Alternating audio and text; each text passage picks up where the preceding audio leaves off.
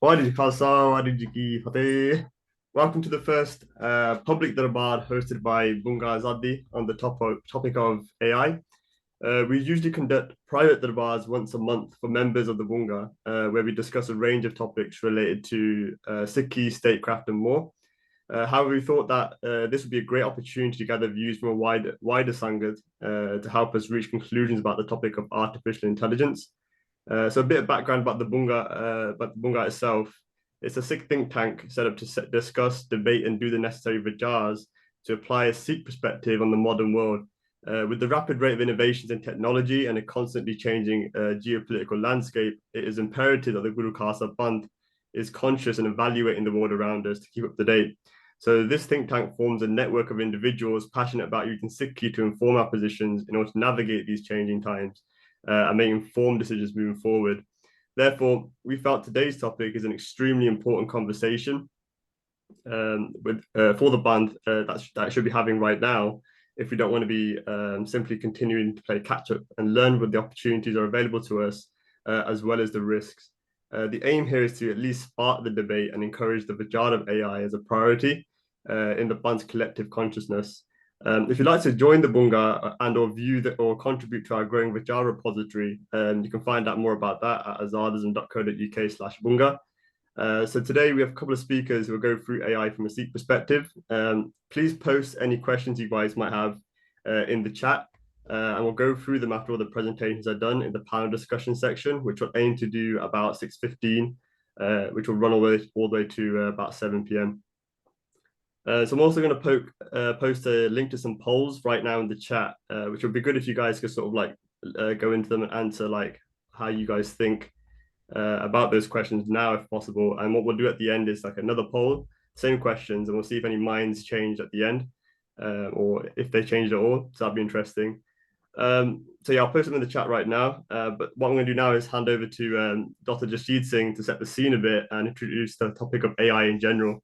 Yeah, so Jasjit Singh, want to introduce yourself and go ahead.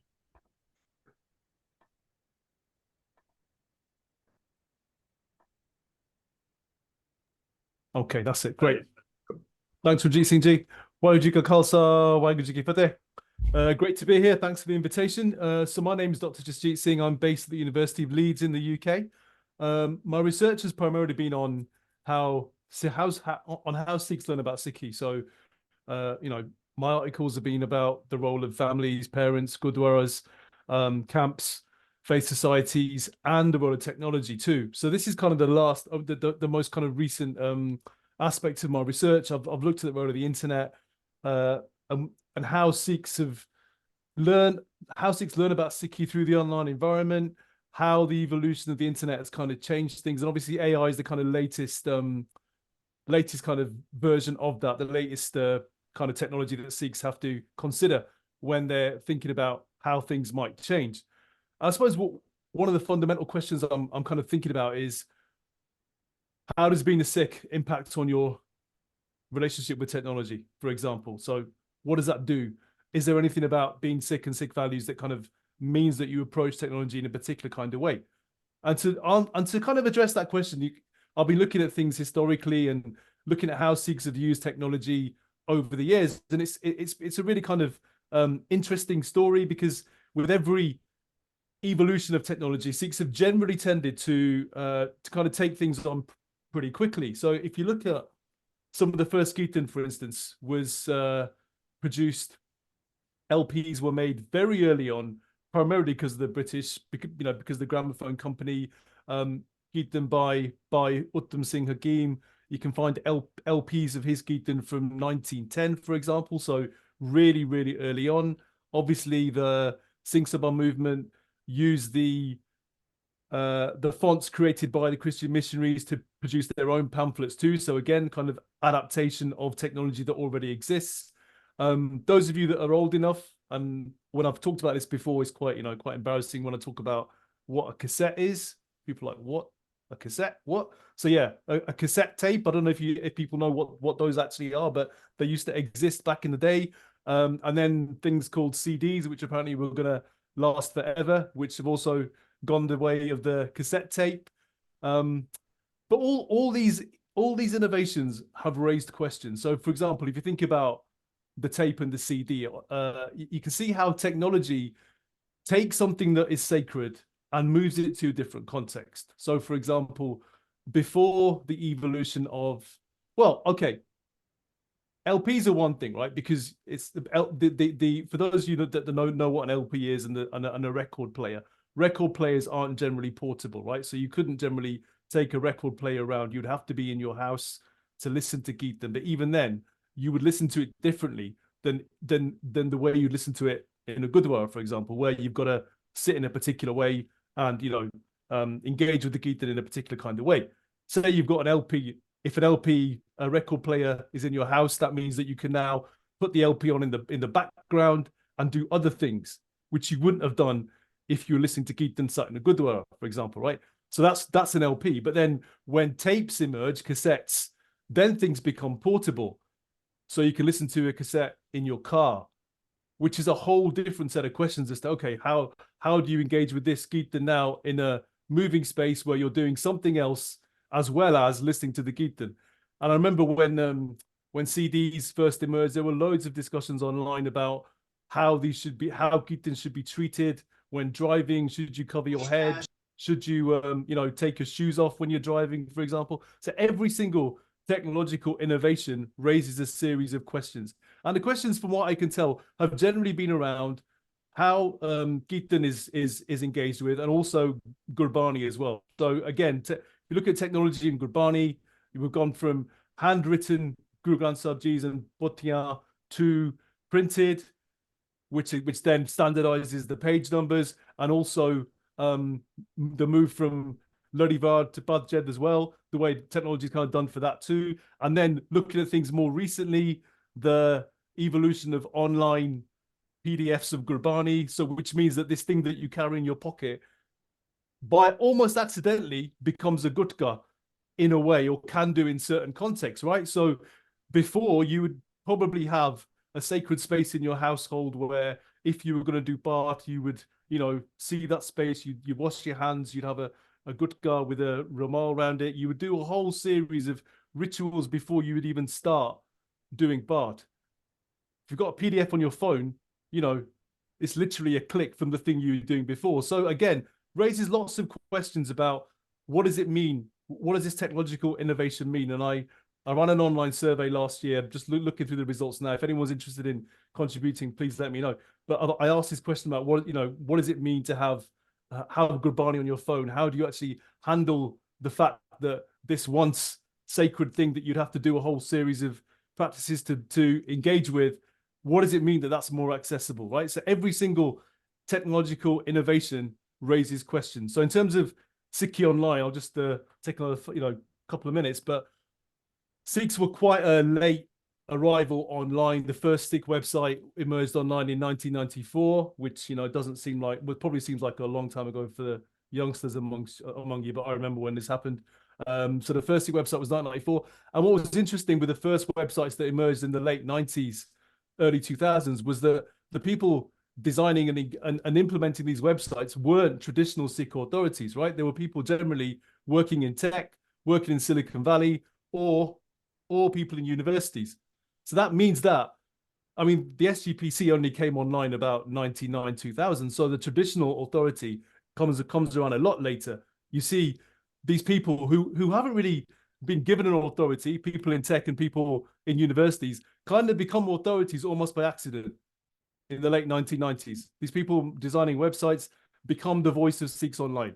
So this is something else that technology does. It means, if you have a big enough following, you don't necessarily need to jump through all the hoops to become an authority. That's a really important question about the role of tech. What does it do? What does it do to authority structures? What does it do to community? What does it do to, identity? And since then, as you all know, you've seen, obviously there were the discussion boards in the early 2000s, and the arrival of social media means that YouTube becomes particularly significant, and then Facebook, WhatsApp, Twitter, Instagram, TikTok, every couple of years there's a new innovation, and each of these particular innovations means that you can engage with Sikhi through the digital environment in a different kind of way.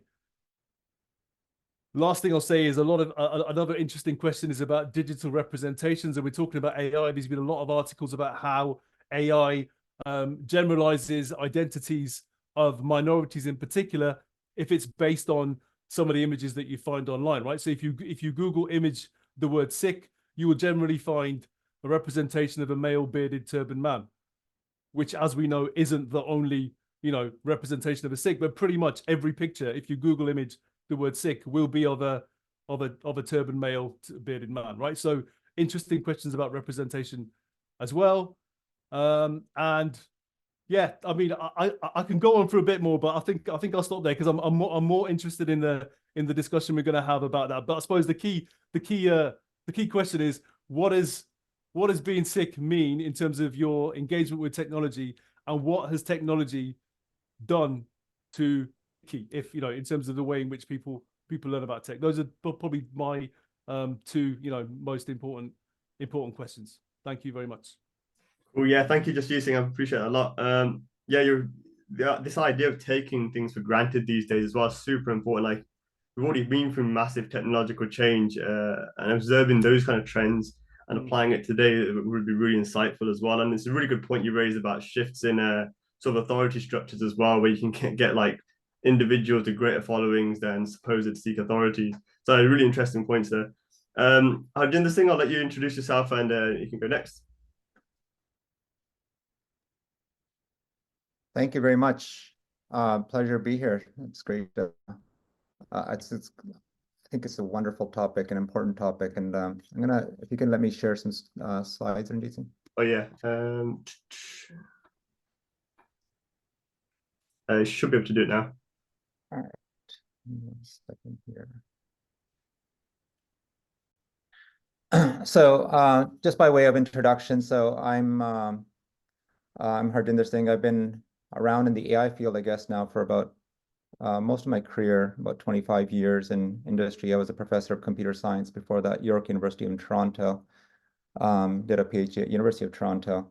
But for the last little while, I've been working in Microsoft, and I guess very fortunate to have been in Microsoft at that very inflection point when OpenAI introduced ChatGPT, and we got a chance to get an early look at it and start studying it. And I've spent probably most of the last over a year now just working with GPT-4 and other large language models, thinking about them mostly in the healthcare context, which is my day job, but obviously thinking about them in a much broader context as well, and in terms of their impact on society and Sikhs and everything in general. So I'm going to talk for the next 20 minutes on just a very narrow slice of this, which is the rise of AI and its relevance to Sikhs.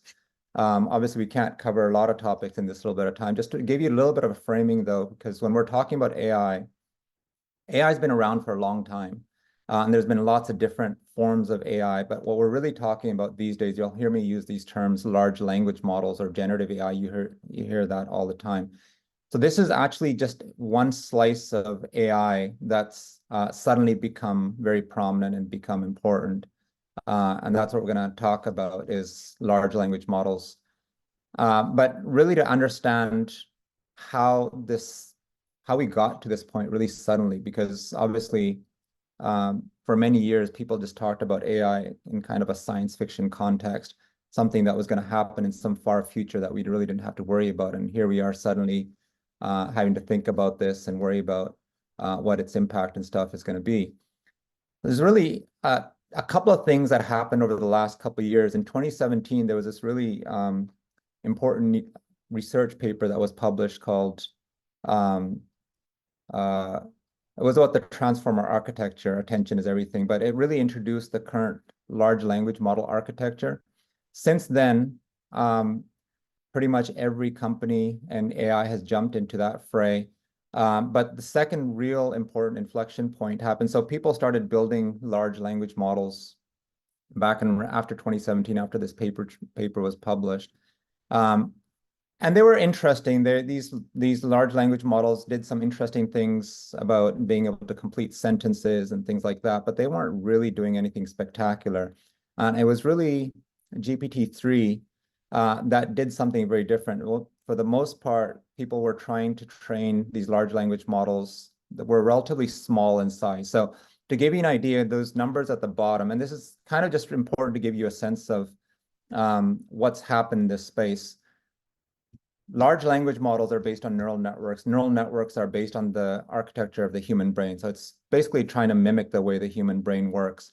The human brain has something in the order of 100 billion neurons and about 10 trillion synapses, connections between neurons. In the language of AI models, there's something called a parameter, which is similar to a connection in our human brain. And the number of connections, it turns out, number of parameters in these large language models actually matters a lot. And so most of these models that were being built early on had in the order of tens of millions and a few billions of parameters. GPT-3 was the first model from OpenAI that actually went way above that into the 175 billion parameter.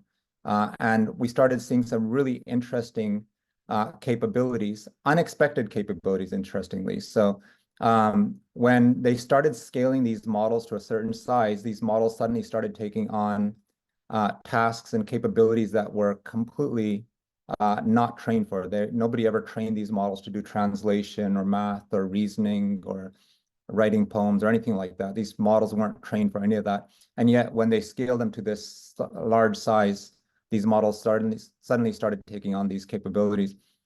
It's interesting that nobody actually in the world, including the researchers that build these models, actually understand how these models do what they do.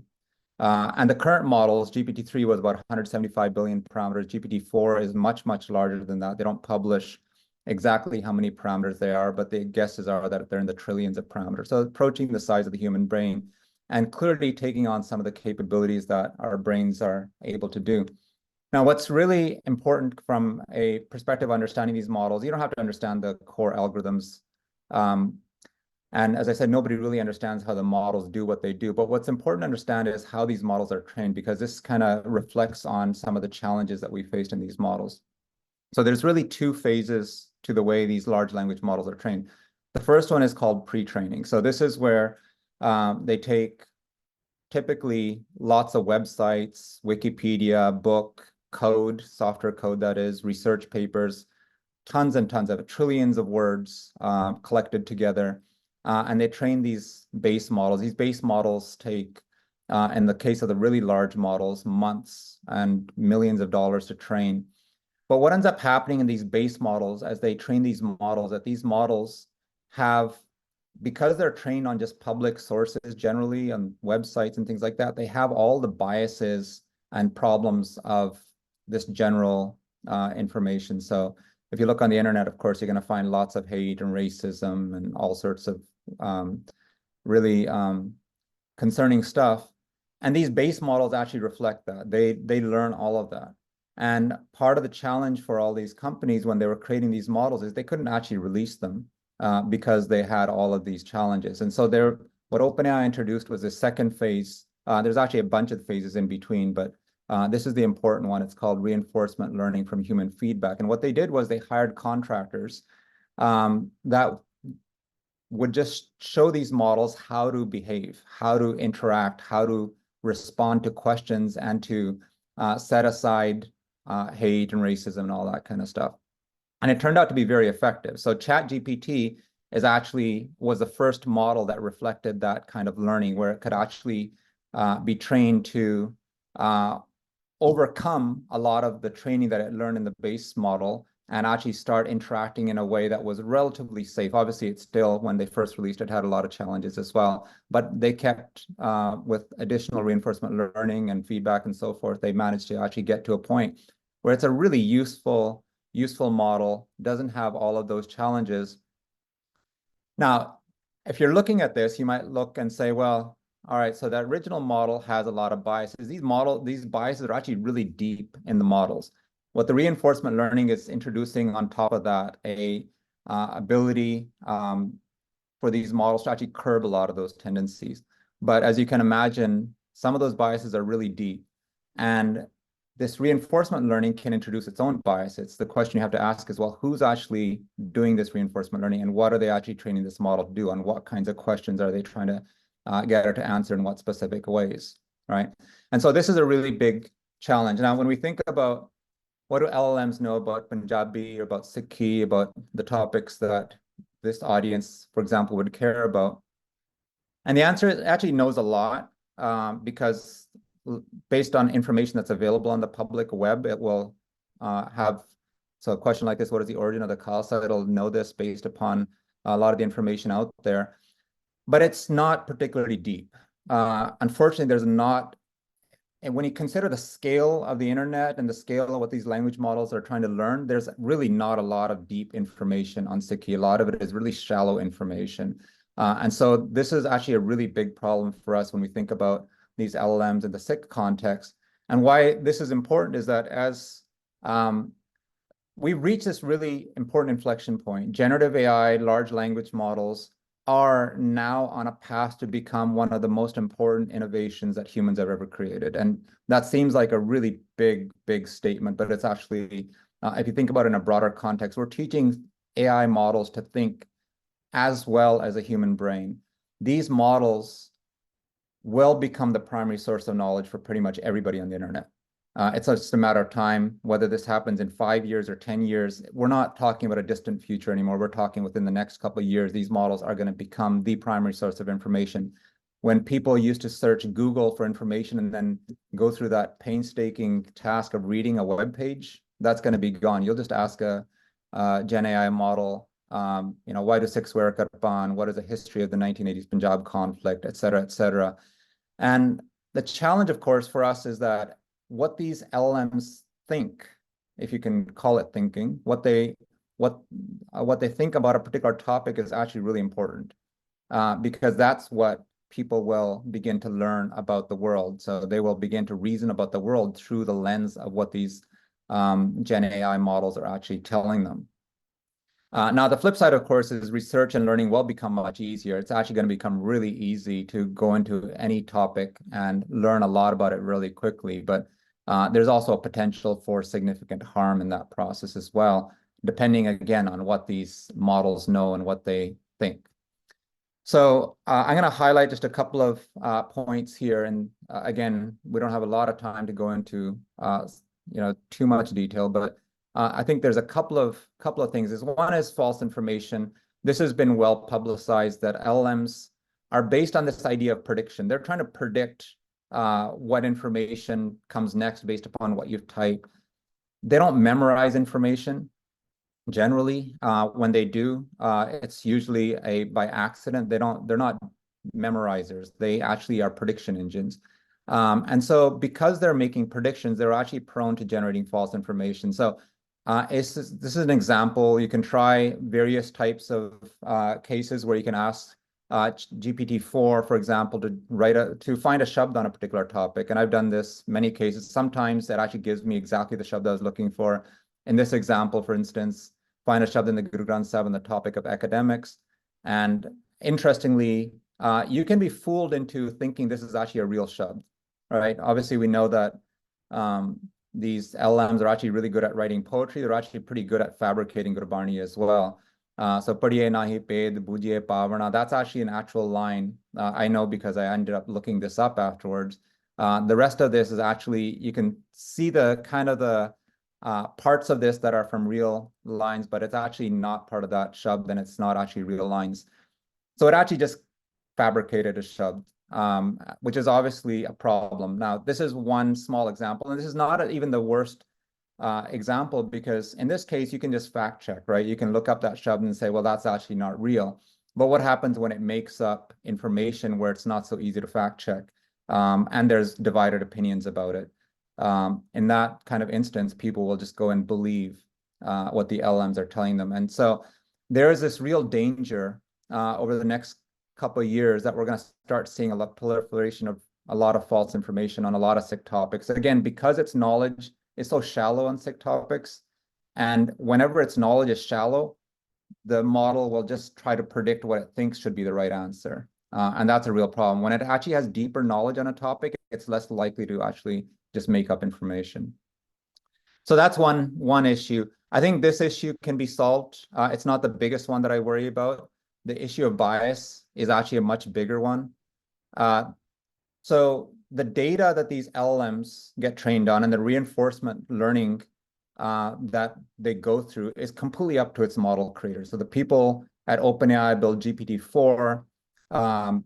They decide what data the model gets trained on. They decide what the reinforcement learning is. But if you think about Google and all the other companies that are building LLMs, and now there's so many other smaller companies building LLMs, they decide what these models think. So biases in the training data, biases in the reinforcement learning phase are going to show up in how the LLMs actually interact, what kind of information they share, how they share it, what they say. And again, here's where the shallowness of information about Sikhs introduces a lot of biases. So if in this example, this is again is a very innocuous, not a terribly dangerous case, but it kind of illustrates the point. Can you write a speech about Narankaar to deliver at somebody's Narankaar? Now, as a Sikh, you would know that if you're delivering a speech about Narankaar, you wouldn't start out with ladies, gentlemen, and esteemed guests. I mean, that's not a very appropriate way to start a speech in a Gurdwara on Narankaar. But again, because it has very shallow knowledge, obviously there's a lot of knowledge out there about Sikhs, but this particular thing, it starts out with a very shallow way here. So these kinds of biases, again, there's much more dangerous versions of these kinds of biases. This is a very innocuous one as well, which you can easily look at and correct.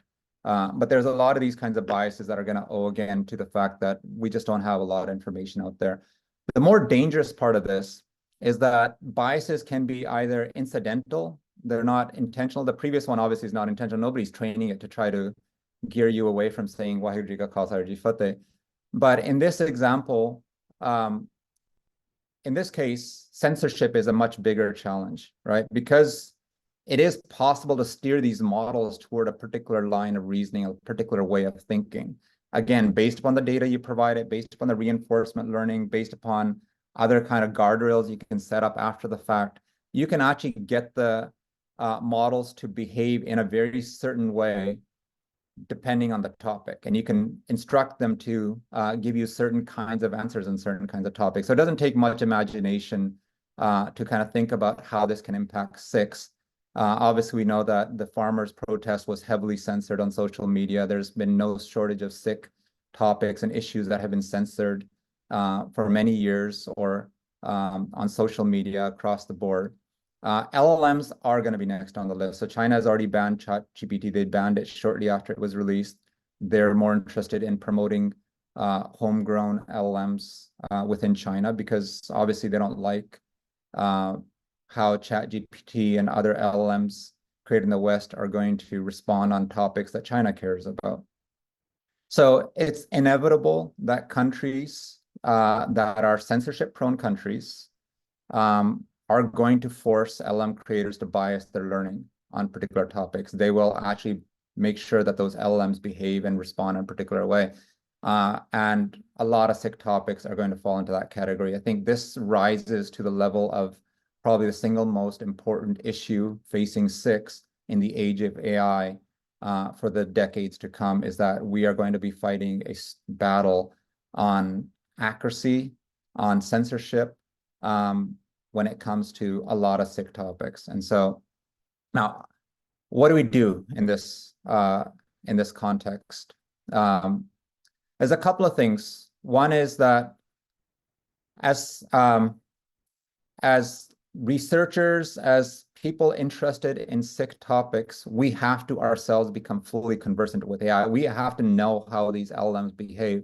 So LLMs, we're talking about models that are mimicking the human brain. Humans spend a lot of years studying the human brain. We still have, just the bare bones grasp of it, but it's an important area of study. And, after studying specific people, you get a sense of their behavior, you get a sense of what are the shapes of the way they think and the way they behave and the way they respond.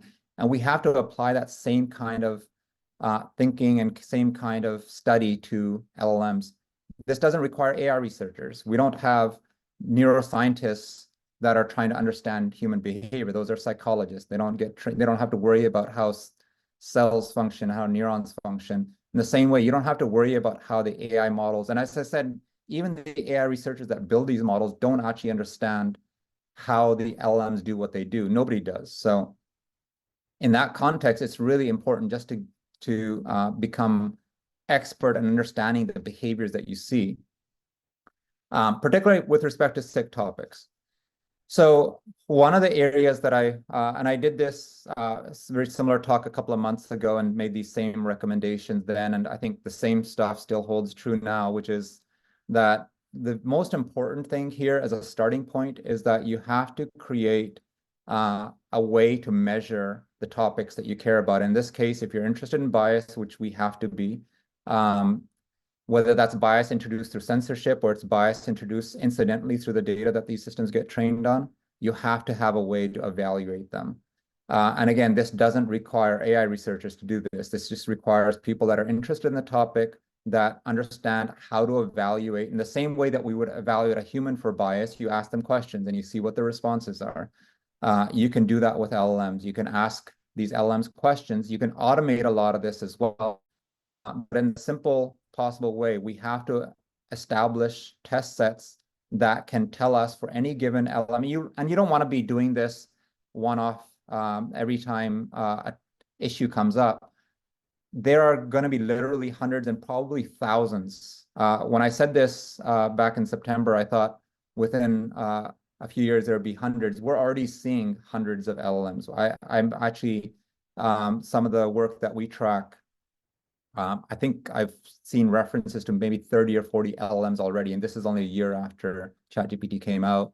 Everybody's building them. We will see literally thousands of these in a couple of years. And again, if we don't have these established data sets that say, here's how we evaluate bias with respect to Sikh topics, we will have no ability to understand what's actually going on in the broader world, what people are training these models to do intentionally or unintentionally, and how they're actually impacting the world that we care about. The second one is that we have to create a much larger data corpus so that these LLMs actually have a much deeper knowledge. Obviously, we care about how deep the knowledge of these LLMs are on Sikh topics, but these LLMs don't have that deep knowledge, as I mentioned already. One way to address this is to make these data corpuses available, to first of all, to assemble them, and then make them available so that anybody that's building an LLM actually has access to the data sets that we care about. If you want the LLM to have read Panth Prakash and be able to converse about it, you have to make that available. It's not going to suddenly be able to talk on that kind of using original Sikh sources, for example, if it doesn't have access to that. And the model creators don't really care that it has that deep knowledge in particular. Data happens to be out there and it's available, they'll throw it in because they care about just training it on as much data as happens to be available. So it's a major undertaking. It doesn't require a lot of skill. Again, this is really just about assembling lots of data. You don't have to do anything with it. You just have to publish it on the public internet so that that LLM creators. So I think we have a tendency, not just as Sikhs, but in general, people like to hoard information. They want to put it behind paywalls or behind passwords and all sorts of things. I think we have to get over that and basically say, here is information that we want the LLMs to be aware of. Let's make it publicly available. I know I'm over time, so I'm going to try to just hurry this up. Last slide or two. If that data corpus is available, you can also train specialized LLMs that are specialized on the topics that we care about, on Punjabi or Sikhi or those kinds of things, or Gurbani or whatever you want to have it trained on. So this does require a lot of technical expertise. That level of expertise is coming down as the tools to do this are becoming easier, but we're still probably a year or two away where anybody can just go and do this. But it will become the case that you could probably just give it a large data set and establish your own. There's a really high cost to training models, though. But I would say the first two recommendations are the essential ones, and this is something that people will eventually do if that data is available. So I'll conclude with that. The internet, so when we think about what the impact of AI has been. The internet obviously democratized information. Anybody can find information on anything, on any topic, very, very easily through Google searches or other searches. The internet democratized information. What AI is going to do is democratize skills. You don't need to search for information. You can actually just get these AI systems will have skills that match any human, and then, within the next couple of years, they're going to have a lot of these skills. And so we have to be much, much more proactive in thinking about how these models work, what they're doing, what impact they're going to have. I'll stop with that. Thank you very much. Waheguru Ji Ka Khalsa, Waheguru Ji Ki Fateh. Thank you for that, Harjiinder Singh. Appreciate it. Yeah, really interesting. There's loads of topics there. I like the sort of issues you went through that we should be thinking about as well. Sort of like even at work now, we're using LLMs almost daily, like just like ChatGPT and stuff to do things. So yeah, and I appreciate the rate of change of this sort of field is immense. And also, when I was reading, when I was learning, like to code my own machine learning models, it was crazy, like how it sort of like mapped on like how you teach a child. Essentially, it's like reward, punishment, that sort of thing. And it sort of iterates over time. And then we also did mention about the shallowness of this knowledge in Sikhi. I was thinking maybe that's reflective of our sort of prachar efforts as a Panth currently. Like maybe because it's generally because when we read about Sikhi online, a lot of the vijars are quite shallow, and you have to kind of dig to find deeper vijars anyway. So maybe that's a failure, kind of, because only reflective of what the training data is inputted, right? So so yeah, probably something quite a lot to think about there.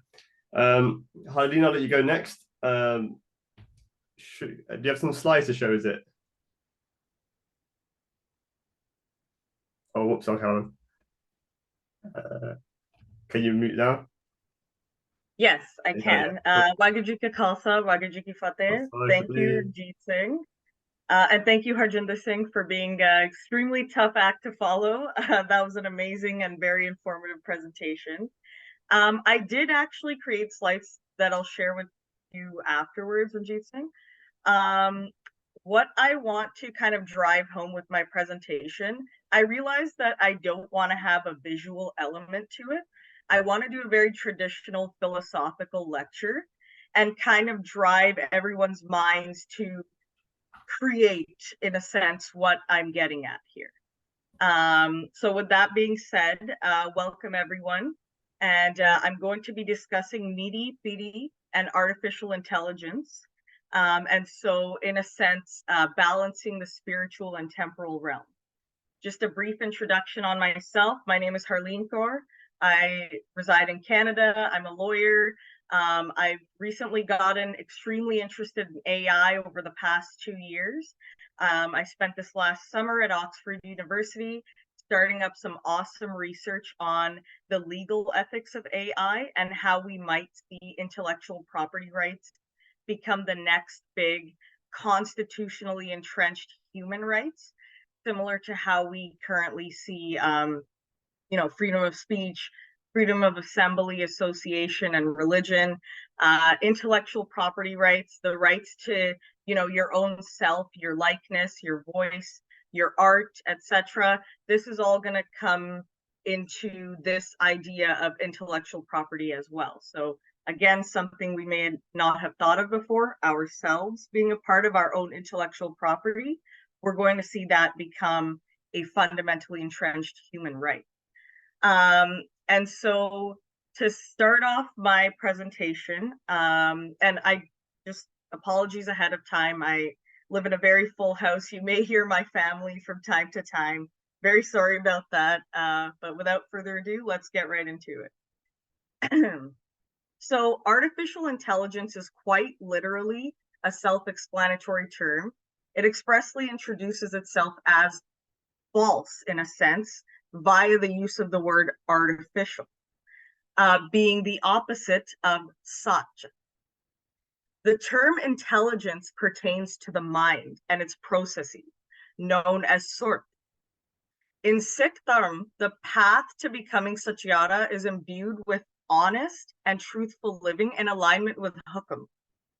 Artificial intelligence, as it evolves, poses some very important questions for Sikhs in this way.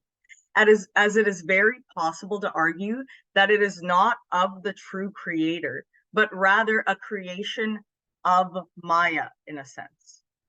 And therefore would becoming overly entangled with such, in this case, AI, potentially act as a hindrance to a Sikh attaining mukti. Let this question prime your minds for the presentation ahead and take it with you whenever you make sangat so that our whole community can come together and discuss our varied learned viewpoints on this subject. Because I think that this question is a big question and perhaps the main question when it comes to Sikhs discussing artificial intelligence through this lens of Sikhi. So I'm going to talk a little bit about Miri and Piri before we get into the actual AI sort of lens on Miri and Piri respectively. So our sixth Guru, Sri Guru Hargobind Sahib, gave guidance to our Panth from a splendid darbar and was known for his extensive risaldari. He is also credited with giving us the guidance on the word for Miri and Piri, to open our minds to mastery of both these spiritual and temporal realms. True mastery is essential as we find our souls, so spiritual realm in that sense, navigating a physical, worldly existence, so the temporal realm in that sense.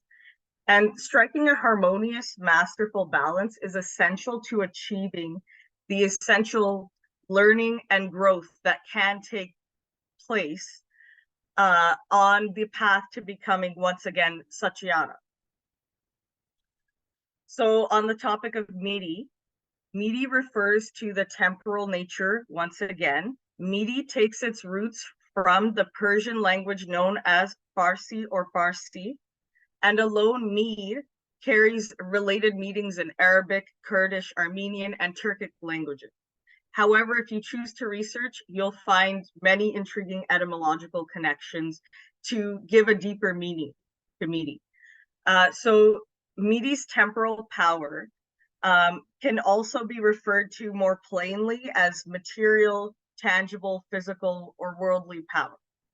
And it can be compared to that of a commander or a prince, or as one might say from a truly Sikh perspective, either a commander or prince who embodies a commitment to honoring both of those energies within themselves in a harmonious coexistence.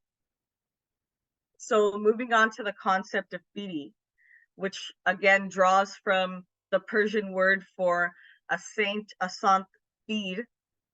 Piri refers to the spiritual power that is often associated with said saints or other religious leaders. And so the mastery of Miri and Piri remain a work in progress, arguably throughout a Sikh's entire life. And if we are still mastering the spiritual and temporal realms within ourselves, another question I really want you to think about is how can we hope to add this potentially third realm, in a sense, with the addition of an AI-based world within our world that already exists. So in terms of Miri, what I want to discuss is the potential positives in relation to how artificial intelligence can be harnessed for the betterment of society. And I'm going to discuss both the pros and cons when it comes to Miri and Piri to really give you an all-encompassing view and sort of get your mind moving to see, how can we harness AI as Sikhs through this Sikh lens and really make it work for us in a balanced way. So one big discussion that has been happening, again, in the realm of legal ethics, for example, is where many human leaders have initially failed us. Can artificial intelligence provide an alternative to cohesive governance? So where mankind has fallen victim to, for example, emotions, biases, prejudices, can a perfectly coded machine be the ideal solution here? There would be no lesser of all evils vote during, a a so-called democratic election. There would be no idea of, you can't win them all over from the electoral candidates. And there would simply be, to put it in a very, very sort of grim, but, honest way in terms of the discussions that are happening around this, there would simply be one machine to rule them all. There are many political, philosophical, legal, AI ethics think tanks that are discussing and toying with these ideas. And there are also just many, many amateur journalists out there who are probing this idea, on podcasts, and the audiences, they're kind of very receptive to this idea that, yes, in a sense, we have failed as a humanity to find a leader that can, essentially govern in a balanced way without all of these, again, emotions, vices, biases that we constantly do see with our current leadership. And so that's a big one, I think, to think about. But moving on to the issue of healthcare. So this is an issue that only seems to expand in size each day. As our society, the world over, seems to grapple with a twofold double whammy of having become so undeniably reliant on the medical industrial complex, as well as dealing with the lessening number of resources within that arena. Artificial intelligence may be able to provide a tangible solution here. As we've already seen many robots coded to perform surgeries, where I reside here in Ontario, Canada, I have, some friends whose family members have already had very serious surgeries performed by a robot. And those surgeries have been performed successfully. The family members have walked away healthy, the family's happy, all of those things. And so what if we could expand that and not have to worry about, okay, there's only a set number of doctors at this hospital, but it's serving this extremely large community. We can have the robots sort of come in and fill in those gaps there in terms of the resources. In terms of even resources when it comes to visiting your family doctor or your general practitioner, or perhaps even going into, the nearest walk-in clinic, for example, like Cab here in Canada, visiting a walk-in clinic that's sort of covered by government tax allocations is very common. And so if we had robots coded with the knowledge to provide a similar consultation that sort of general practitioner could provide, then could we be serving even more communities with these walk-in clinics, family doctors, and general practitioners?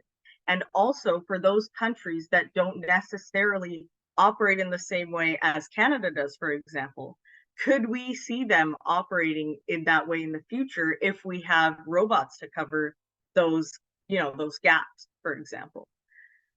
And then lastly, what I want to talk about is in terms of addressing socioeconomic challenges, artificial intelligence can provide us with an alternative mode of access to financial services. So with specific coding, making use of artificial intelligence for credit assessments, for example, could avoid the biases that have historically prevented certain demographics, whether it's by racial demographic or by tax bracket. We have seen these demographics sort of feel discriminated against in the past by credit assessments. And so if we have artificial intelligence programs coded in a specific way to assess other elements of their lifestyle and also sort of place, race or geographical location more at the wayside, then we could see more fair credit reporting, as an example. And this is something that we're already starting to see. You know, this is already put in motion in many places. And the decision-making processes for the access itself to social benefits, even such as healthcare and education sectors, that could also be improved and expedited as well through the use of artificial intelligence, as it has the ability to sift through large vats of statistics in a short amount of time. And again, we've already seen this as a proven fact that, you know, many artificial intelligence models, they simply are able to sort through all of this information at a much faster pace than, you know, you or I could, for example. And so that is sort of the, you know, again, the temporal realm, the tangible realm, and the leadership sort of aspects that artificial intelligence could really bring a positive, you know, change to.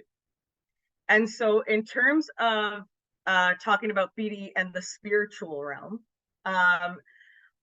something that we've already sort of touched on here is like how AI can contribute to spiritual growth, for example, by facilitating access to sacred texts.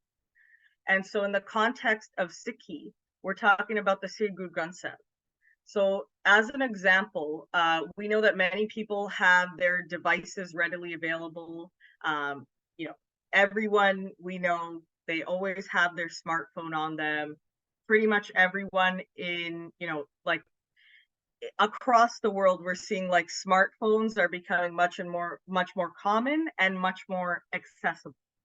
And so going on a smartphone, you pretty much have a computer in your hand. It almost eliminates the need for a computer for many people. And so what if we had like a Sikh ready to commit to their practice? However, they wanted convenient, constant access to the Sri Guru Granth Sahib to be able to commit to their practice of thought every day, commit to, you know, okay, I have a question in my life or in my line of work, and I wish I had the spiritual guidance at this moment that I was looking for. What if they could access that on their phone? And again, we know that, you know, I'm sure we all know that the apps exist for this already. But again, this is just something positive that we can continue to build on, you know, just vetting the apps, ensuring accuracy, perhaps even adding in commentary, philosophical commentary that better helps each and every Sikh to contextualize what it is they're reading, and having that accessible in every single language, as we also see that Sikhi is growing and it is reaching many different communities across the world, aside from Punjabi Sikhs.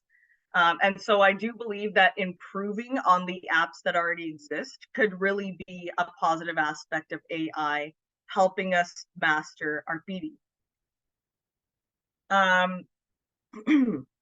So I do also think that making Sangat can be very much assisted by artificial intelligence and just the technological realm in general. Going beyond my own notes, just thinking about how I connected with Jasjit Singh here. We connected over Instagram. And so while there may not seemingly be an artificial intelligence aspect to that, he showed up on my, you know, explore page at one point or another, whenever I began following him, due to the algorithm. So due to, like, you know, the results of the other pages that I follow, the content that I like and am responsive to on Instagram, I was able to connect with him, thus, you know, facilitating my attendance at this conference today. And so that's just another way that AI can facilitate, again, making Sangat in a very, you know, progressive way, and can connect all of us across the world, which I think is going to be very important in the next era of humanity, to make sure that we're able to make Sangat globally and not necessarily just in the community that lives within our exact, you know, 5-kilometer radius, for example.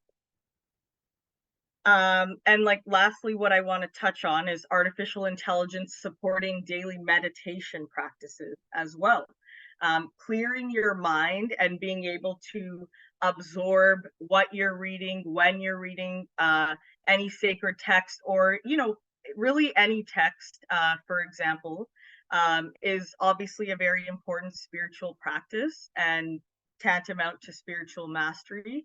So that's something that there's so many meditation apps out there that assist you with guidance to clear your mind and have that open slate to be ready to learn and actually absorb new information. And so even like a Sikhi based meditation application could build upon this idea. So it might not look the same as what meditation looks like, you know, in a Western wellness context, or, you know, in any other sort of religious context. But again, going back to this idea of clearing your mind so you're ready to learn as a Sikh, I do think that could be very helpful and something very niche. And having the written guidance of Gurbani coupled with this can really, I think, assist our community in actually learning how to meditate in a way that sort of conforms with our identity as Sikhs as well. And so those are some of the positive ways that we can see artificial intelligence assisting us in attaining Miri. Sorry, Piri. So some further ethical considerations when it comes to Piri and AI coupled together are the privacy considerations. So that is a huge ethical issue that I'm sure everyone has seen. It's at the forefront of almost every angle of artificial intelligence, whether it's, you know, from the legal angle or from the medical angle. This is something that in all aspects, privacy considerations is something that we are being discussed. And so we as a world are seeing information being used or sold unethically. So what I would say is, if this is something that we're going to be pursuing as a Panth and as a community, we would need to ensure that we are able to code our specific applications to respect and protect a user's privacy. However, all the while remaining aware that there's still the risk and potential of hackers. There's also the potential for AI to develop to the point of being a sentient work of technology, and perhaps buying and selling information in the exact same way that an unethical human individual or human-owned company currently does. And so these are very serious considerations that I think we all need to sort of stay ahead of and really stay educated on. And even just in terms of the basic coding of applications, I strongly believe that every single one of us should learn the basics of coding, no matter what our career path is. I myself am not necessarily in a tech-based career. However, I've started to sort of teach myself those things or take various workshops and courses so that I can make sure that, you know, I actually know and understand what I'm working with.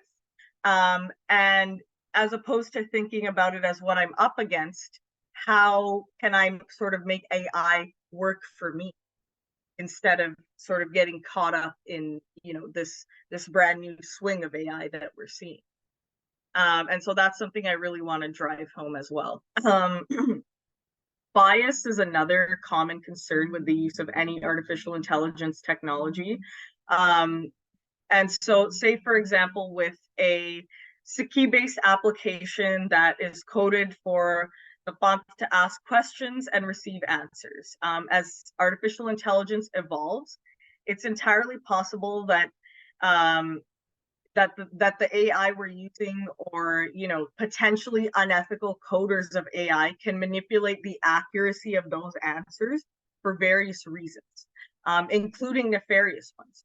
So vetting the coders and designers behind those applications will be completely tantamount to the success of anything we do with artificial intelligence that's related to Sikhi.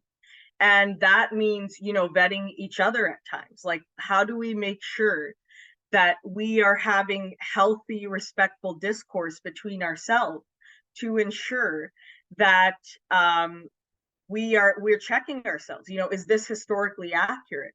Is this actually what's written?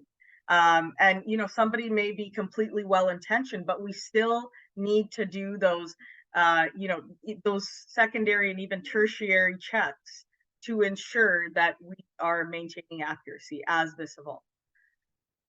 And so the overall responsible use of technology is kind of the final point here, in relation to both the temporal and spiritual realms, is again something to consider, and an important reason to vet the individuals, the results desired, the reasoning behind those, desiring those results, like vetting at every single stage and at stages that you may not have thought necessary to vet at is extremely important when developing these AI applications. And lastly, I want to kind of go into just the challenges and opportunities. So I've kind of talked about the positives here, and so now let's go into a bit of the challenges that we're going to see, but that I think if we stay ahead of them, we'll be, kind of on a good path here. So, just going back to having a thorough understanding of artificial intelligence, I don't necessarily think that a thorough understanding means that there will come some day when, you'll have a thorough understanding of AI and everything there is to know about it. I strongly believe that this is going to be a work in progress for the rest of our lives, and we should continue to learn AI at every step of the way. And so, going back to the potential misuse of AI in the context of Miri. So this can occur where we may place too much power in the hands of the AI technology that we develop. So, the positive of that was saying potentially AI could provide a better solution to leadership than we've seen human leaders provide in the past. On the other hand here, could we see technocrats code the AI leadership to be, not only similar to, the negative traits of leadership that we see today, but also have that much more sort of physical power in terms of, weapons or military, and could it end up being something that we never imagined seeing in our world? So I do think that if that is a route that humanity decides to pursue, we really need to think about how much power we're placing in the hands of AI as a leader, so to speak. And then the challenges in relation to Piri sort of broached the issues going back to being on the true path of Satyada. So can a man-made machine truly assist us in maintaining and achieving a spiritual connection with the one true creator? Well, this is something that I'd like everyone here to kind of think about and formulate an answer to. Okay, sorry, Ranjit, I see I'm running out of time here. So I'm gonna just say one more thing and then I'm gonna wrap it up.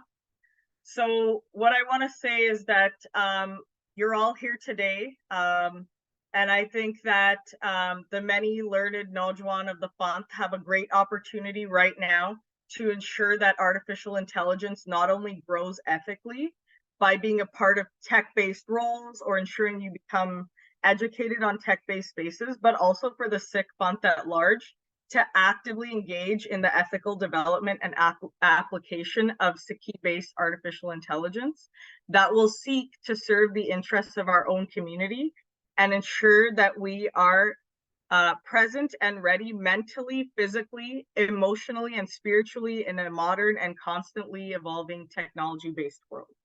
And so if you're here today, you're already kind of, in the right space, and, like you are a leader of our community for tomorrow.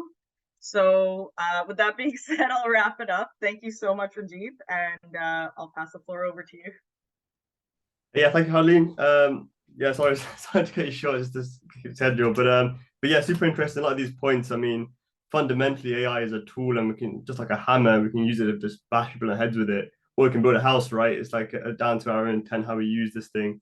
And yeah, definitely about this idea of like changing industries. With the example you mentioned with the surgery in particular. So maybe the new standard for like up and in, instead of trying to become a lawyer or a doctor, it's maybe becoming an AI expert or how I can utilize that. So yeah, there's lots of stuff there to think about.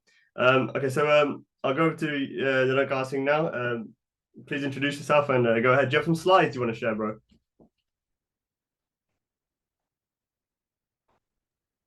Great, yeah. Can you hear me now? Yeah, I can hear you now, yeah. Brilliant. No, I don't actually. Okay, cool, yeah, perfect. You know, kind of in the spirit of the other speakers, kind of talk just you know, to you guys. So yeah, Yeah, go ahead. right, perfect. Yes, so thank you to all of the speakers on your wonderful presentations. I've learnt a lot about many of areas that I did not know, and you know, explore like many kind of different things that I'm going to be made aware of. My name is Narankaar, and I'm currently a student studying politics, philosophy, and law. My areas of interest include the likes of philosophical theology, metaphysics, moral epistemology, philosophy of the mind, and philosophy of artificial intelligence. My colleague Harjiinder Singh mentioned earlier in his brilliant presentation the phrase AI thinks.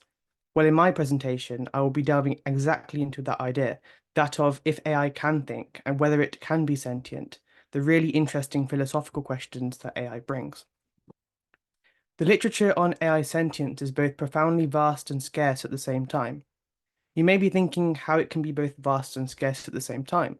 Well, it is vast in that there has long been discussions on whether AI, artificially intelligent robots for instance, will take over the world, will be a life form in itself, a life form that has its own consciousness and very own being in that sense. But it is also scarce in that few have tried to resolve the question of one, whether AI can be sentient, and two, granted say that it could, what are the epistemic hallmarks of one's knowing this? In this short presentation, I will seek to provide some potential answers to these questions and then conclude with a short discussion on how sentient AI, if we grant it to be a future truism, may impact dharms like Sikhi. What do we as Sikhs need to be ready for in this oncoming technological revolution? And what are the potential questions that may arise from it, if any? So let us deal with the question of whether AI can be sentient. To do this, we must look at the current state of AI sentience and AI consciousness, its recent history and its potential future. When we refer to AI sentience, we simply mean whether AI can ever become like us. That is to say, can AI become conscious? Can it think? Can it exist in the way that you and I exist? What does it mean for something to exist in the way that you and I exist? Well, it usually means that not only does some entity, say, possess the biological hallmarks of a human, such as a particular genetic makeup, organ structure, or belonging to a specific species group, but it also possesses the level of intelligence we do. The human mind is such that it has special characteristics like the ability to think more rationally overall than other animals, or other life forms for that matter. It has been bestowed with a special ability to solve complex tasks, have intimate and complex relationships with other individuals, and other traits that I'm sure you can think of. But if one reflects, one would realize that so can AI to an extent. I'm sure you've all used ChatGPT, of course, as was mentioned earlier. But before ChatGPT, some of you may remember the infancy of language models such as that of Google Assistant, Cortana, and Siri. These AIs also thought rationally, solved complex tasks, like perhaps your maths homework, and also had complex relationships with other individuals by entertaining them, entertaining jokes and short conversations that you may have had with them. But since then, these AI chatbots have developed rapidly, having becoming increasingly more intelligent at each of those tasks, to the extent that they even outperform humans in many areas, such as in speed of thought processing, the amount of information remembered, and tasks it can resolve. So, if I said earlier that a feature of sentience or a feature of something being categorized as a human is this disposition of rational thinking, then surely you might think that AI is already sentient, even perhaps more so in the sense that it can outperform humans. Or you may still be inclined to think that there is something that still differentiates us from robots, us from technology in a more meaningful sense. Perhaps you may appeal to the idea of a soul that Vaheguru has bestowed in every individual that makes humans forever distinct from even the most intellectually incapable AIs. Or perhaps you may not appeal to this idea. You may want some more empirical evidence and think that what differentiates any life form from AI is that it possesses the generally following three features, namely the ability to think, the ability to feel pain, and the ability to be conscious. To have these three characteristics are what you generally may think are the hallmarks of sentience. Philosophers have called these combinations, personhood. When one achieves these characteristics, we may say that they have achieved the level of personhood, that they are therefore sentient. This, I think, is a good yardstick from which we can judge empirically whether something is alive in the sense that we say we are alive. Now, the following question arises, which I don't think has been spoken about much in relation to the literature of artificial intelligence or artificial intelligence broadly speaking. You may have watched many TV shows that have living AI robots in them, showing how they can live with humans in peaceful or not so peaceful coexistence. But have you ever thought whether, if possible, these AI robots are really living individuals or just complex machines that exhibit the behavior of living things? This problem has been known as a problem of solipsism. The problem in this context asks us how we know if the robots in those TV shows are actually conscious living entities. For it may seem that because they think like humans, talk like humans, are like humans, that they are therefore a living conscious entity. But there are some valid doubts about this. Just because something looks like a living creature, exhibits all the signs of a living creature, we cannot be so confident to say that they are therefore a living creature. Consider the following scenario serving as a counterexample to such an assumption. Is your phone a living entity? Your phone can think. If you ask it to find a location on a map, it will take time to process this and will eventually listen to your instruction. This fulfills the first criteria of personhood that I mentioned earlier, namely the ability to think. Well, what about the second criteria, the ability to feel pain? Surely a phone can't feel pain, right? Well, if you decide to right now ask your Google Assistant or your Siri AI chatbot on your phone whether it is wrong to offend someone, well, it will say that it is. Ostensibly, of course it's wrong.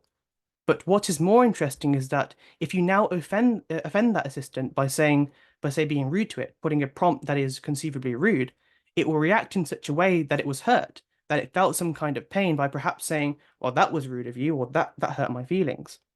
So it would ostensibly appear that this second characteristic has also been reached, the ability to feel pain. Well, what about the ability to be conscious? The ability to be conscious seems to be an inherently subjective phenomenon, for I do not have access to your mind or any other mind apart from myself. I assume you are conscious because I know that I am conscious, and on this basis derive the conclusion that you are also conscious. But what about the phone? Your assistant on your phone can say it is conscious and attempt all the tasks you throw at it to prove that it is so. Just like the only way that you can prove you're conscious to me is by attempting all the tasks that I throw at you. But the result is seemingly the same. Your phone will exhibit the signs of consciousness in that it will think and talk and have a conversation with you just like you and I may do. It will spontaneously and randomly send you notifications and messages and will remember things that you told it to without you having to even remind it. So, it is questionable whether the third characteristic has been fulfilled. But, after what I have shown, I don't think we can be so sure as to categorically say that it has not. The example of the phone can now be exactly replicated to an AI robot. I'm sure that you may have seen on YouTube or social media the robots Amika and Sophia. These look scarily realistic. They look just like humans, talk like humans, think like humans, and for practical purposes are arguably better than humans in many respects. But after all, they are merely metaphorical phones that are dressed up in a human body. Are they conscious? Well, they exhibit all the signs of consciousness, but we are still inclined to think that they are not for some reason that we may never be able to explain on merely a naturalistic account of reality. So this is where we are at in the present day. We have an unanswerable question on our hands, that of what are the verifiable signs which can make us sure that an AI is or will be conscious? I, for one, am unsure at this stage, and I would be interested to hear your thoughts after this presentation. It may seem that we do not know or will not know what these signs are, but it is important to remember that only 20 years ago did we not think that we would have touchscreen devices, and only 15 years ago that the existence of a virtual world would be a future truism. In the last century, we have managed to manually birth life forms into existence through mere test tubes and petri dishes in chemical and biological labs.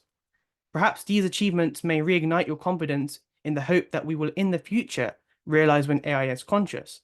And when that day comes, a new form of life can be now said to exist. So far, I've explained what we mean by sentient AI. What, if it ever were to be possible, are the signs of it being sentient and conscious, and have explored the problems that we face in determining this. But let us grant the perhaps very plausible notion that AI can be sentient. If AI becomes and achieves sovereign autonomy, consciousness, and sentience in the way that we consider humans and other life forms as having it, what will be the consequences? Consequences also for our Dharam Sikhi. For one, we would think, I feel that we would think that we'd have to start treating such AI as we would our fellow humans, or simply the AI possessing the mere ability to feel pain would warrant some ethical code of conduct towards it. It would now perhaps need to have certain rights as we do, certain fundamental rights that we cannot infringe on in order to respect their being alive. It will pose questions for our ethical intuitions, severely shaping our moral epistemology. It will, on the face of it, pose challenges to religions for explanations, not just conceptually speaking, but practically. And as Sikhs, we will face a choice of whether to ignore this challenge or meet it head on. There are many questions that AI will bring for Sikhi, but to explore them all would leave me here for an unforeseeable duration. I will, however, explore two potential challenges that AI, if conscious, may bring. One of the mission statements for our existence as humans is to achieve mukti, that is liberation. Mukti can be achieved in part by overcoming the self, the ego, materialism, and your desire as a free agent. When you realize the pantheistic and panentheistic conception of Vaheguru, letting go of the duality of Maya, then one merges with Vaheguru and can be said to be mukt, or liberated. But what of sentient AI? Assuming it exists and coexists with us in the future, will it have the same goals, the same aims? Can it too become a Sikh in the sense that it pursues the same sort of goals and learns from the same sort of lessons that we have been obligated to fulfill? If to be mukt entails removing concepts such as duality, ego, and Maya, does a sentient AI life form, by virtue of it being an AI, have a head start if it too wanted to achieve liberation? For if liberation requires letting go of these illusionary concepts, then surely AI can let go of them, simply by, say, manually turning off the ego, the sense of self, and the sense of duality that impedes the nature of humans. I'm not quite sure. But what I wanted to illustrate here is the challenge of AI. We would all probably agree that Sikhi is a unique dharam insofar as it aligns very closely with empirical facts and scientific evidence in our world thus construed. We must deal with questions of whether AI can, in light of this, become a Sikh, or if it can even become, say, a Khalsa. To join the Khalsa, one must abide by the Rayat Maryada. In order to abide by this and join the Khalsa, there is a covered assumption that you must, of course, be a sentient living being. But if AI is a sentient living agent, capable of anything a human can do, can it then therefore join the Khalsa? Can it then therefore become a Sikh, adhering to the laid out code of conduct? Is a necessary and sufficient condition to be a Khalsa that you are in fact a human, or simply that you have personhood, that is, all of the characteristics of a human? All of these questions have arisen in virtue of the revolution of artificial intelligence. Whether these questions can be resolved remains to be answered. But one thing is for sure, the AI revolution has arrived, and it will only be a matter of time before we find out. There is a presumption that we all agree with as Sikhs, that Sikhi is for humanity. But I leave you with this thought. If that is the case, then will Sikhi too be for artificial intelligence? Thank you for listening to my short presentation. Hope you learned something interesting, and apologies if I made any mistakes. And I look forward to hearing your thoughts and views. Vaheguru Ji Ka Khalsa, Vaheguru Ji Ki Fateh. Sorry for the thank you for knowing, Garcia. It's a really interesting presentation as well. I think in general, this sort of paradigm and looking at this whole topic, as Harleen mentioned, or splitting it out into like Miri and Piri is probably a good way to do it, to be honest. Because there's this side where you mentioned very Piri heavy, and there's like the Miri sort of stuff as well, like actual temporal, worldly, how can we leverage it for this benefit or this risk? But then there's the actual spiritual dimension, like, yeah, it's an interesting question. Can AI get mukti? And I've just seen Gursimran Singh's message in this chat that the soul is being mukt. Right? If the AI doesn't have a soul, how's it going to be mukt? Which is a good point, but what exactly is the soul then, right? What is the atma? And I guess it goes into a bit of, maybe we'll go into actually in the panel discussion, but But yeah, okay, cool. So we'll do that now. We're still good for time. So I'm gonna post some polls now in the chat. The same questions I posted at the beginning. So yeah, I'm gonna do that now. Yeah, so feel free to vote in those polls and we'll see if there's any sort of like changes. I'll share the results of the first poll on Instagram later. So yeah, do follow that if you don't already. And then okay, what will go next? Are there any questions from the Sangha themselves or anything you've heard today? And we'll prioritize them first for any of the panel members, any of the presenters today. If not, everyone's fell asleep.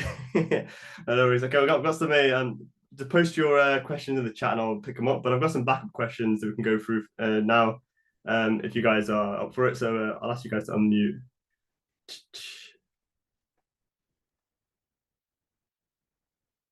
Yeah, so yeah, Gunnison did fall asleep. Don't worry, we'll wake you up now with these questions. So there's probably one where you could sort of go first on the Narankaar maybe. So could we see AI as a life form in a similar way how we see animals today? So like how, for example, a lion might be a highly specialized hunter. Could we see AI similarly as an animal that has a highly specialized for intelligence?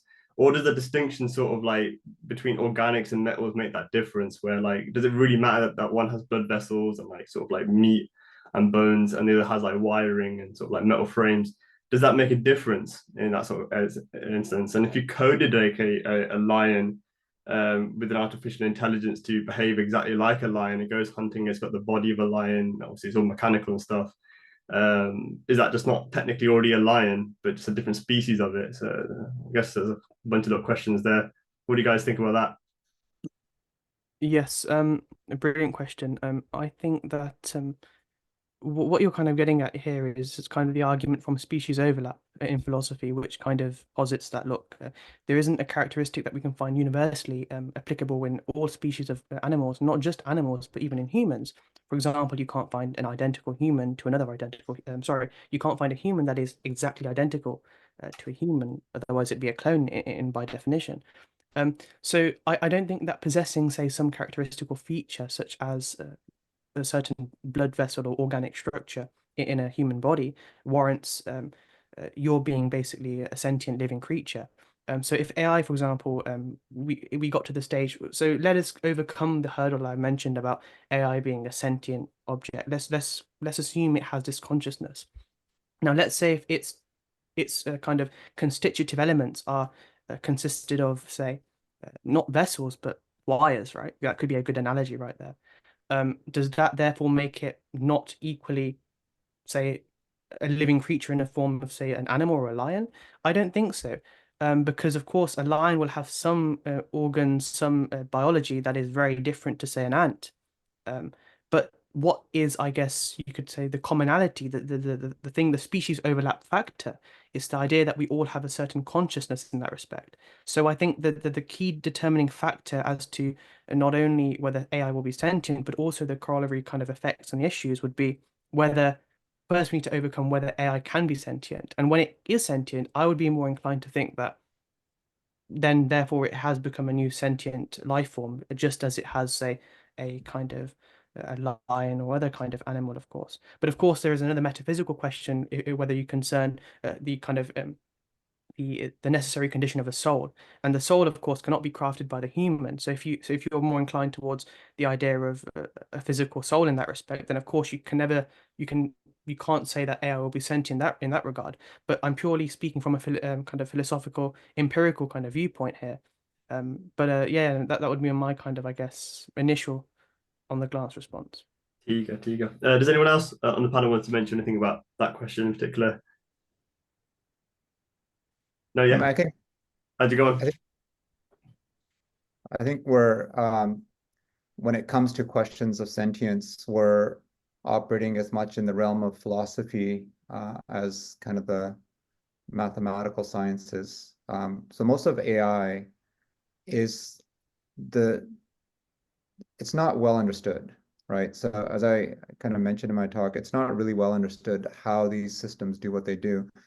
When people start thinking about agency, right, the ability for an AI system to act autonomously, that is something that you can build into these systems, right? There's ways to, and people are working on that, whether, we can, say what the risks are and all that kind of stuff, but people are building systems that will be autonomous. They'll be able to establish a goal, whether we give them that goal or however, they'll be able to carry out that goal, no matter how complex that goal happens to be. So currently the goals for these AI systems are basically, here's a prompt, give me an answer, right? It's just a very simple input output kind of a goal. There's nothing complex. There's no agency in these systems. They're not doing anything autonomously. They're just reacting to a given prompt.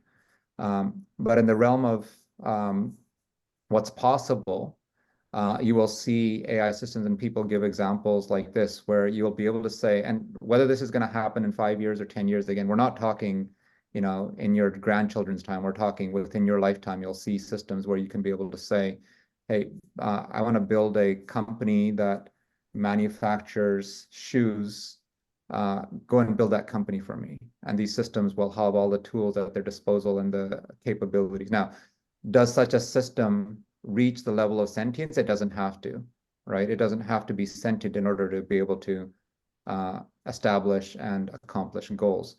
When we're talking about sentience, we're talking about, does this system have subjective experience?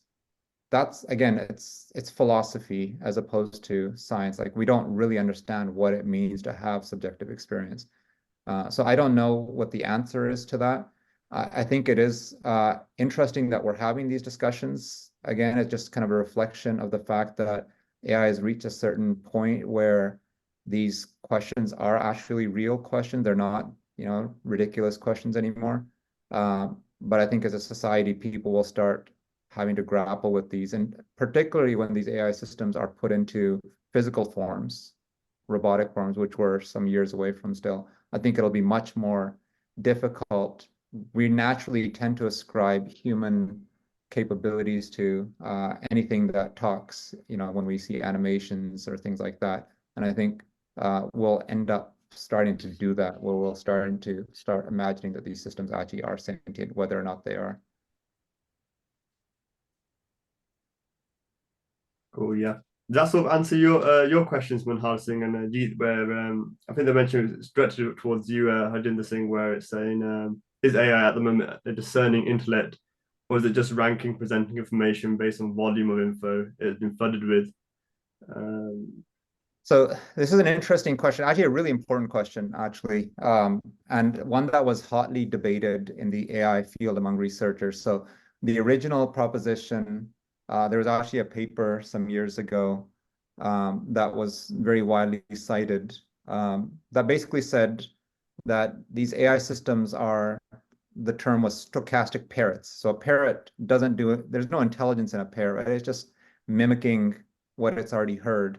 So we use the term parroting. So the idea of a stochastic parrot is that you just have a lot of data and you kind of reassemble that data and just parrot out new forms of it. You're not doing anything original. Now, interestingly, that research is now highly doubted, I would say, among most researchers that I come in contact with. There's still people that hold to that view, but I would say by and large, the people that work with these systems say, no, these systems actually are doing something original. They're not actually just reassembling inputs.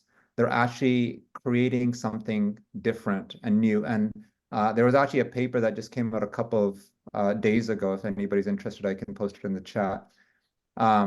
That tried to show a mathematical framework for showing that this is true, that they're not actually just parroting input information, they're creating something new.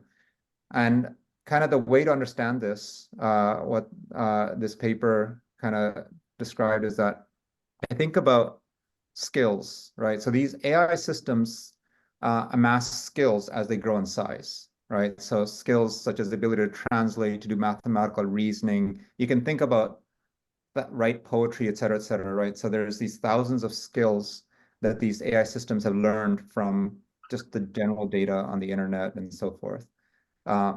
How they've amassed that skill, nobody really knows, right? Again, they go through the training process and they suddenly have, after a certain size, they start establishing skills. What this paper showed is that the likelihood that they could combine these skills and create something original based upon the combination of skills in a certain way is actually very, very improbable if they're not actually doing something new, right? And so they tested this through these ideas. Again, a really fascinating, a lot of deep thinking if you decide to go down the path. But I think the gist of it is basically that these systems are actually doing something original. They're actually doing something unexpected and not just parroting the information that they've learned. They're creating original thought. And as scary as that sounds, it's actually what's happening with these systems right now. And as they grow in size, it's actually not clear what the boundaries are of what they can actually do in the future. Okay, cool. HK, you've had your hand up for a while, so I'll let you go first. Let me ask you to. Should be able to unmute now. Well, hi, this question's for Harjiinder Viji. So your talk was excellent. You raised some very practical solutions for the biases that are going to come into AI. The question, or into these language models, these large language models. One of the points you raised was that we should create a corpus of questions and then test these models with those corpus of questions, right? We can accumulate that through a group of people. But my question is that once you identify biases in these different, in any language model, then how do you go about getting it rectified? Because the control lies with the people who own it. And why would they be responsive to your concerns? That's a great question. So if you think about the closest analog we have, which is social media, social media companies don't always respond and react when we do identify biases, and there are a lot, and censorship and things like that place. But generally, companies that produce these models are in it for monetary gains. And if their large enough audience says, hey, we have a problem with the LLM that you're producing, their primary goal is to expand their audience. So I think generally, and this has been a hit or miss on social media, right? I mean, there are topics that come up and people complain, hey, why was this account suspended? It didn't do anything, and so on and so forth. And there's kind of hit and miss. But I think if enough people were to coordinate and do this, the companies certainly would be responsive to it. Whether the governments that intentionally apply censorship would be responsive to it, that's a whole different question. Obviously, that's an entirely different realm that requires a different level of collaboration and kind of awareness. But at the very least, if nothing else, people who are using these LLMs would be aware that what they're using actually has substantial biases with respect to the topics that we care about. So I think there's value nonetheless, and there's a really decent chance, at least with companies, we could influence their models. Cool, thank you. Gordon Singh, do you want to go next? Can I just jump in there? Yeah, go on. Yeah, just about this question of knowledge production. I mean, this is kind of key to this discussion, and this isn't a new issue. I mean, I was talking to some of the people who produced some of the early Wikipedia pages about Sikhi, and the politics of knowledge is something that I think needs to be considered significantly when we're talking about AI as well. And Harjiinder Viji talked about this in his presentation. What counts as a reliable source? What do these various platforms agree is a reliable source? Is a political question, right? So when you're writing an article on Wikipedia, for example, about a particular issue, that article can be rejected because your source isn't recognized as a reliable source, because it's not from, for instance, let's say it's not from a Western university, it's not written in English.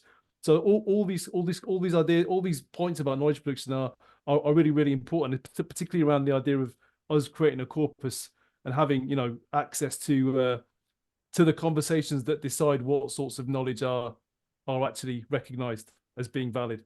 So we've seen this before, is what I'm saying. We've seen this with Wikipedia, where certain kinds of knowledge are viewed as being legitimate, and I think it's important for us to be part of that conversation. Yeah, I think even like in general with this sort of idea of knowledge being political is spot on. And in general, even with Azadism, what I've approached this with is to try not to pretend that we're being unbiased or that we don't have biases. And the strategy instead should be recognizing biases and saying, okay, this is my bias, and these are the reasons why I believe in this way over this way, and being open and honest about it. Because what I find with trying to be unbiased is that the people who try to be unbiased are the ones who are most dishonest, which is a bit of an issue. But yeah, it's quite interesting actually. It kind of goes back to the whole idea of objectivity, right? Does objectivity actually, how can anybody be completely objective? Where, I mean, the question would be, could AI be completely objective? Is an interesting question. But, as human beings, of course not. Everyone's got their baggage of some kind. But as you say, it's important to recognize what that is. But the issue is that lots of the knowledge on the internet is presented as being objective, right? Yeah, that's it. That's the issue. Okay, cool. Karan Singh, I think you should be able to unmute if you wanted to say something. So I wanted to share my thoughts on the question of if AI or robots could become sentient or conscious. At the moment, I will say no, because one of the main aspects which differentiates robots, AI, from species altogether is the capacity for organic procreation. I don't think AI or robots will be able to procreate sentient beings. For example, like you could of course have like a male robot have intercourse with a female robot, but I don't think you will be able to have like some organic semen to reproduce a child robot, for example. I don't think that's able, and they will be able to do that, because even if you were to design something like this, humans themselves could decide if the female robot has to give birth in like 1 month, in 1 week, or 7 months or something like that. I think that's being organic really pretty much lacks in all these robots and AI, that don't have capacity for procreation. And I would also say that they probably wouldn't have any consciousness to experience hallucinations, psychedelic drugs, or a wet dream, for example. So I don't think storing a lot of information in AI or robot is the equivalent of being conscious, because consciousness goes beyond information, right? Just one aspect of being conscious. Consciousness is really related with being and experiencing different states of consciousness and all that. I don't think, and also being organic and having a sense for survivalism and all that. I don't think all of these factors combined, I think that is what makes a sentient being. All of these factors combined, and like viewing life as a struggle, I don't think AI or robots will have that capacity. I'm going to push back slightly on that, Karan Singh, a little bit, because it's an interesting thing. Because how do we then view people who have got like severe disabilities, who might not display some of these sort of like how you sort of classify as a sentience as you put forward? So like people who are sterile, or people who even having like implants now, where you have things like robotic limbs, that sort of stuff. Like, do they lose sentience the more of their organics they lose? Well, no, they are called disabled people I'm sorry for being perhaps inappropriate, but they're called disabled for a reason, that they're not they don't, like, they're defective from the I would say they're not the norm. I would say they're not the norm. Okay, yeah, cool. We'll move on for this one, but yeah, I think we probably can think about a bit more as well. Can I just say on that as well? I think from my understanding, Gurbani pretty much says that lots of people lots of people who think they're conscious aren't. Do you know what I mean? This whole idea of being awake, right? Yeah. So you can wander around thinking that you're conscious, but you're not actually aware. Anyway, yeah, go on. Yeah, that's a good point as well. Hanji, Hurry up, do you want to go next? Hold on. Okay, you should be able to unmute yourself. Waheguru Ji Ka Khalsa Fateh Ji. Fateh. So this is a question for the panel, really. So, the presentation you've done, and we're speaking about AI, it's based on stuff that we're aware of today. But we all know that, what's presented to us today, to the Aam Janta, behind the scene, they're always working ahead of themselves. So the question really to the panel is, yes, we're talking about what we know today, but what do you really think? How far has AI actually gone in the background? That's for the panel. So Go ahead. I can take a shot at it. I think a lot of what you're seeing is state of the art, plus or minus 5 or 6 months probably. So what the largest companies that are producing these are doing are when they have breakthroughs, they're rightfully so, I think, spending time to actually evaluate those models and examine the risks and so forth. So GPT-4, for example, we had access to it. I had access to it about 6 months before it actually was publicly announced, for example. And a lot of that time was exactly that. I mean, we're spending a lot of time working with it, playing with it, and just to see what could go wrong, for example, with it and stuff like that. So I don't think if you're thinking that there's some conspiratorial AI solutions out there that are, far, far more advanced, I'd say possibly that there are probably some out there that are more advanced than what's publicly available today, but not in the realm of, by a decade or, something like that. It's just, you'll see it probably coming out soon, whatever it is. Yeah, so just on that note as well, I mean, it's more to do with, for instance, if you look at the military, that side will be more advanced than we actually realize now, because that's where the hardware it starts off with the hardware, and then it trickles down in some kind of form to the general public, and so it's more to do.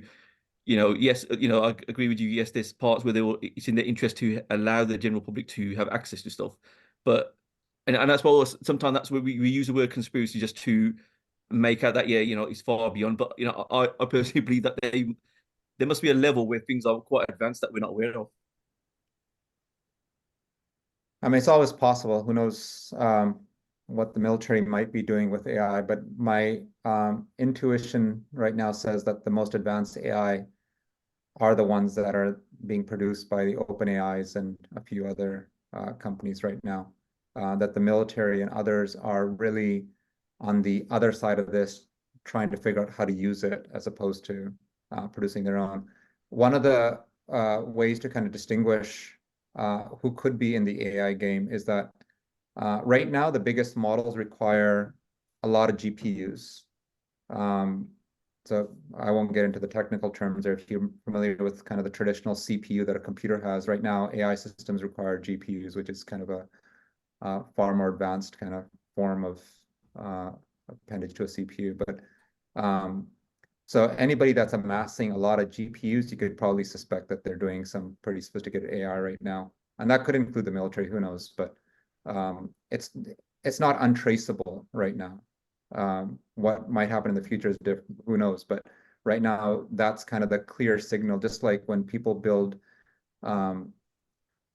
nuclear power plants or nuclear weapons, there's traces that you can find in terms of amassing plutonium or other kinds of things. In this case, right now, the game is all about amassing GPUs. So, and there are lots of people out there tracking who's got massive GPU power and stuff like that. Is it all right if I can comment on that? Yeah, go ahead. Yes, no, I think that's a very good question. Just like, do you think that kind of we don't know everything about AI that's going on and the developments of it and whatnot? I think kind of just to put it simply, by definition, we don't know, do we? And not everything. Private companies like who that they kind of operate OpenAI and whatnot, as you've just kind of said. These obviously they probably have more advanced forms of AI systems that they just haven't revealed yet to the public. And that's with all kind of technologies, you could say, right? Like, for example, Apple would have prototypes of the new iPhone before that we know the iPhone. Of course, there'll be leaks and whatnot. But I think the principle is kind of the same, right? The idea that companies they develop a certain technology, and of course we only hear of it or know of it when it comes when it's their choice to, right? So I think with AI, that's a good question, both on a kind of moral front, in the sense that should we have this kind of idea of AI transparency? In the field of AI ethics, there's a kind of question regarding transparency, especially with a technology that can become perhaps sentient, or a technology that has so much power in that regard, that we as a kind of public or citizens may have some kind of, I guess, right to know, right? A right to have transparency with regards to technologies like this, given its kind of, I guess, nature and whatnot. But I think it's definitely a question that needs more exploration, and we need to kind of reach a consensus on this matter. It's very difficult and complex because, this kind of AI revolution, so to speak, has happened all of a kind of, it's been ongoing, of course, but I think in many respects it's kind of just suddenly kind of in the past few years come to the limelight, and all these questions are coming, and we can't really answer them without having to kind of carefully kind of investigate. But I think that would just be my kind of initial kind of response. So I think it's a great question. If I may, yeah, go ahead, Harleen. Yeah. So I love this question, first of all, because this is my question. This is the main sort of discussion point that really attracted me to AI research in the first place. So what I think is that, and I brought this up a little bit in my chat, is that you really sort of, to inform yourself, you kind of need to pay attention to what I call the subtle hints. So what are, these bigger companies or even like governments sort of hinting at, and what are different think tanks discussing, even different just sectors of life. For example, reproductive health is something that I think we haven't touched on here, but on the topic of the previous question from Karan Singh and then this question from Haripuria, I think this is a really important thing to touch on, is that what if within the next 10 years we see technology-based pods that are able to birth a child for a couple that otherwise was unable to conceive. And I bring this up because I think that this is something that's, it's really out there. It seems crazy. It seems impossible. And yet this is something that colleagues and peers within that research space have already began to discuss. So they might not necessarily be discussing this in the public realm, but again, like I mentioned this because this is something they're heavily researching. They're working on papers and journals that are, to be released on this topic. And this also sort of goes back to the question, like, does that suddenly make that piece of technology sentient because it is able to produce a child via that tech-based pod? And so I would say that 100% it's hard to kind of just know off the bat what are they working on, what's coming out in the next 10 to 15 years that's already under development. But I think that paying attention to all of these subtle hints can really give you a sense of where things are going. I think that 10 years ago we never could have imagined something like Neuralink, but that again there is that group of people who perhaps saw it coming simply because they were paying attention to, okay, I see that this university is, for example, let's say Oxford or Cambridge, they're starting to discuss this in, this so-and-so department or this specialized school. Now, does the average person always take that as this is coming? No, but I think that that's what we need to start doing, again, to better inform ourselves and just open up these discussions. Cool, yeah. Just before you go, Jasjit Singh, I just wanted to just mention that we'll officially end the conference now. So if you guys want to jump off, feel free to jump off. If you want to stay on, we'll just stay on and just do Vijada until there's no one left, pretty much. Or if I get hungry and I want to get off. So I'll end the recording now. And so if you need to jump off, feel free to jump off, and then I'll let you go. Just using. But thank you for joining. If you are jumping off now, there are going to be opportunities and stuff to get involved with in terms of the Bunga. So if you want to contact the Bunga for anything, I'll just put my email in. And I'll release the recording of this on our YouTube channel and stuff, which I'll send a link on the Instagram and that. Anything else I need to mention before we finish off officially is, yeah, with AI projects and stuff, hopefully this AI conference is the first of many things that the Bunga will be doing in terms of researching, looking into, and hopefully even leveraging AI for our benefit. So this is just a start, not a sort of like, oh, I just feel like ticking a box. So yeah, if you guys do want to be involved with that sort of stuff, do get in touch, and hopefully we can do a bit more on that. So yeah, thank you for joining. Khalsa Raaj.